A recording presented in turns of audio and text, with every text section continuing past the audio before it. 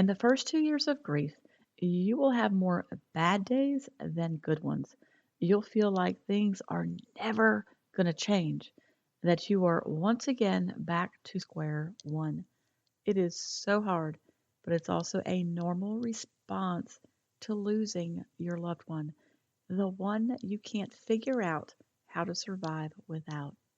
The pain is so great on some days that you don't think you can continue because even when you have a good day or even a good week, that tsunami of grief is once again crashing over you. Where did that even come from? Why did it happen? Today, we'll talk about those days that suck. They're awful and exhausting and hope deflating and all the things that make you want to be anyone but you right now. There are ways to make these days better, but you need to know what is required of you to make that happen. Hey, friend, welcome to the Grief to Great Day podcast. Do you feel like you're going crazy? Is the shower the only place for you to really cry?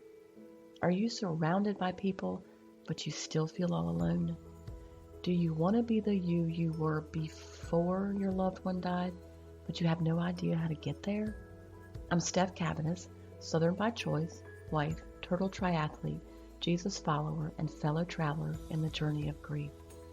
I too struggled to breathe, questioned God and my faith, and thought I would never be happy again. But God took my brokenness and He turned it into breakthrough. So if you're ready to understand how to navigate grief, lean into your faith and take just one step towards healing, then bring your ugly cry, get into a comfortable place, even if that's your bed right now, and let the healing begin. Girl, there's hope for your future. Come on in the house and join me on that couch. I'm Steph, and this is Grief to Great Day. Thank you for being here. I want you to always feel welcomed and heard through this podcast. Hello to everyone listening in Hong Kong, our spotlight country this week, and in the U.S., California. You edged out Iowa as the state with the most downloads this week. Grief to Great Day is downloaded in over 95 countries now. This tells me that there is such a need to talk about grief and that it's felt throughout the world. So please know that whatever country or state you are in, you're not alone as you walk through this thing called grief. I know there are new listeners each week, so if that's you, welcome to the podcast you never wanted to need. I'm glad you're here because it tells me that you're taking steps towards healing. Now, for you new listeners, if you hear me talk about Monica, her faith, or her death, and you want some background, just go to my website, grief2greatday.com, and click on the book tab. Her faith journey through the last 6 months of her life were unreal, and her death changed me. She is the reason that you are listening to me today. In this podcast, we're going to talk about understanding grief. It's not just about being sad. We're going to talk about how to get through the day and how to grow your faith, even if you don't want to talk to God right now. So if you're just starting your journey, please know that today is not your forever. It won't always hurt like this. It's important for you to hear that often. Now, that's not to say that you're going to stop missing your loved one because you never will. But you will be able to breathe, to laugh, and to live again. There is no escaping those really hard days in grief. They will come out of nowhere and confuse you. The trigger? It may be a place, a smell, a song, or a crazy little thing that shouldn't be putting you over the edge, but it's going to happen. And when it does, please don't fight so hard to make it stop and don't try to figure it out in that moment. That confusion cost me a lot of energy and helped me go down the rabbit hole or the pit more times than I'd like to admit. If I had just let it be what it was and then take a little better care of myself by, I don't know, going for a walk or reading the word, my focus would have been off of me and on to healthier, helpful things. These moments, these days where grief just sucks, there's no getting around that. But reaching out to God, whatever that looks like right now for you, that's the best thing you can do. In the first days after you lose a loved one, you get a lot of advice, well meaning advice. But when people, your good Christian friends, kind of point you to God, point you to the Word, I don't know, sometimes it falls on deaf ears because we cannot see that through the pain. And the idea of reading a passage in the Word is just, it's overwhelming because everything's overwhelming. But I need you to understand that going to the Word, praying, honestly, it really doesn't matter what that looks like as long as you are doing that. If you do that on a daily basis, you are going to get through those really crappy days. Now I'm going to share another blog from that childhood friend of mine who is in heaven, but wrote some beautiful devotions. I'm also going to share more of these through the new year so that you have something you can just go to for a devotional without having to search the Bible. You just listen to a podcast that is going to be strictly a devotional. Anyway, her legacy, Kathy's legacy of pointing people to God, lives on. And I hope today it reminds you of the most important thing when you are having those days that just suck. On the Sea and Me. This is a Learned Along the Way blog by Kathy Purvis, and it was dated May 21st, 2019. God is not the author of confusion. He is the God of peace, the peace that passes understanding. My confusion comes when I try to figure it all out, make it make sense, when I look ahead, whether that is hours, days, months, or years ahead, and try to sort out all of the pieces. When I strain to see the future and how He's going to move, provide, and execute the plans. Confusion also comes when I expect people to fulfill me, any person on any level, because people are people, sinners like me, with their own baggage, their own perceptions, and their own struggles. Yet I'm constantly setting my expectation on people and circumstances, anticipating how things will turn out, working hard to make things go my way, looking ahead to how circumstances will be, how people will respond, react, and interact, always planning, seeking, wondering, asking, and yes, trying to control. Happy when they, the people or the circumstances, go my way. Sad when they don't. Anxious when I don't see the way through. At peace when I have perceived answers. Glad when I feel loved. Mad, sad, disappointed, and hurt when I do not. But both people and circumstances, they're fickle, changeable, unsteady, unreliable. They remind me of the Sea of Galilee as it's recorded in the scripture during the time of Jesus. Calm one minute, windswept, stormy, and unsafe the next.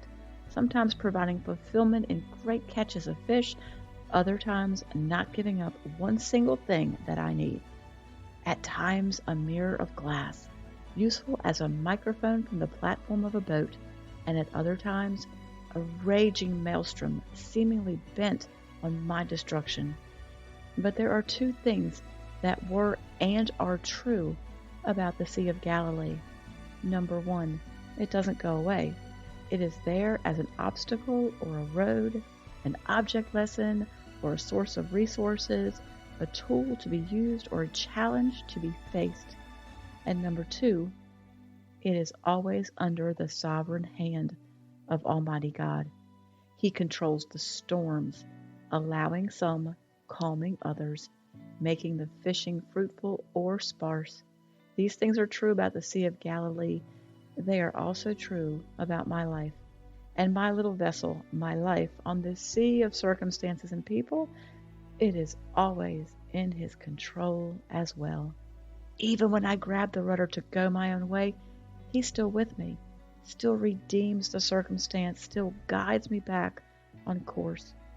Even when the wind and the waves are high, He's with me, sometimes speaking to them and causing them to still, sometimes using them to demonstrate his miraculous power, sometimes appearing to do nothing, but always in complete control, and always with my best interest at heart. I cannot change the sea. It remains fickle, consistently inconsistent. I cannot control the storms. Sometimes I see them coming, and sometimes they spring up out of nowhere. I cannot even provide my own resources. Sometimes the way he provides breaks the nets in the abundance, and sometimes I fish all night and catch nothing. I cannot control the people in my life, how they respond, what they do or do not do. And I cannot control the circumstances around me, the good or the bad. But I can trust the master of the wind and waves. I can rest in his promises, knowing he will never allow me to drown. I can relax in the boat, putting all of my expectations on him and none on the people or circumstances of my life. Remembering that if he is for me, who can be against me? And because he loves me, nothing can separate me from him. And when I do that, cool stuff happens, like miraculous catches of fish and walking on water, like storms suddenly stopping and the waters going from boat swamping waves to a sheet of glass, sometimes immediately and sometimes after a while. I can look back through the years of my life and see his hand over and over and over again. And I can look ahead with my eyes firmly fixed on him, knowing he has good in store for me. Will storms come? Of course. Will he be with me? Of course. Will he use them for my good and his glory? Of course. I can't control the sea, but I can trust the one who does. And life is so much sweeter when I do. Not on the outside. The sea is going to be the sea regardless of me. But on the inside, I can have peace, not dependent on you or them or circumstances, what the future may or may not hold, but simply because of him, the master of the wind and waves, and the God who calls me friend. See, you can have peace in grief. You can have peace on those crappy days, and you can rest in God's promises.